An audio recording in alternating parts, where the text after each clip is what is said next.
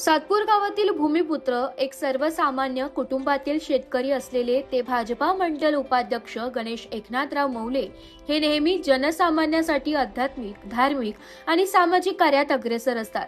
सातपूर विभागातील नागरिकांच्या कुठल्याही समस्या असल्या की गणेश एकनाथराव मौले हे तेथे जाऊन तत्परतेने सोडविताना दिसत असतात। नाशिक पश्चिम मतदारसंघाच्या कार्यसम्राट आमदार सीमाताई हिरे यांच्या निधीतून आणि भाजपा नेते महेश हिरे यांच्या मार्गदर्शनाखाली सातत्याने पाठपुरावा करून सातपूर गावात भव्य असे श्री स्वामी समर्थ केंद्र सुरू करण्यामागे गणेश एकनाथराव मौले यांचे मोठे योगदान आहे।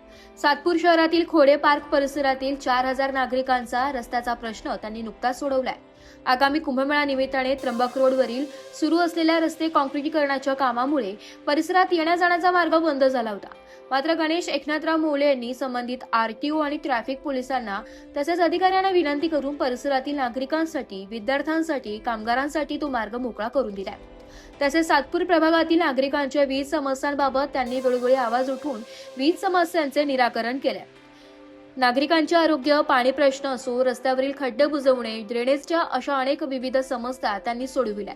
सातपूर महानगरपालिकेतून एका गोरगरीब कुटुंबाला मृत्यू दाखला मिळत नव्हता, तो त्यांनी मिळवून दिला। शिवाय उत्तर भारतीय नागरिकांची हरवलेली लहान मुले देखील त्यांनी सापडून स्वाधीन केली आहे। असे हे गणेश एकनाथराव मौले यांचा एका शेतकरी ते सातपूर भाजपा मंडल उपाध्यक्ष पदापर्यंतचा प्रवास सातपूरकरांसाठी तसेच आजच्या तरुण पिढीसाठी अतिशय प्रेरणादायी आहे। सातपूरमध्ये त्यांचा सर्वांशी नेहमी हसून खेळून मितभाषाचा स्वभाव आहे। त्यांच्या वाढदिवसामुळे सर्व स्तरातून त्यांच्या कार्याचे कौतुक करत स्वतः भेटून तसेच फोनद्वारे शुभेच्छांचा वर्षाव होत आहे। अशा या दिलदार मनाच्या गणेश एकनाथराव भाऊ मौले यांना वाढदिवसाच्या हार्दिक शुभेच्छा। नाशिक लोकशाही न्यूजसाठी रमेश खरात, सातपूर।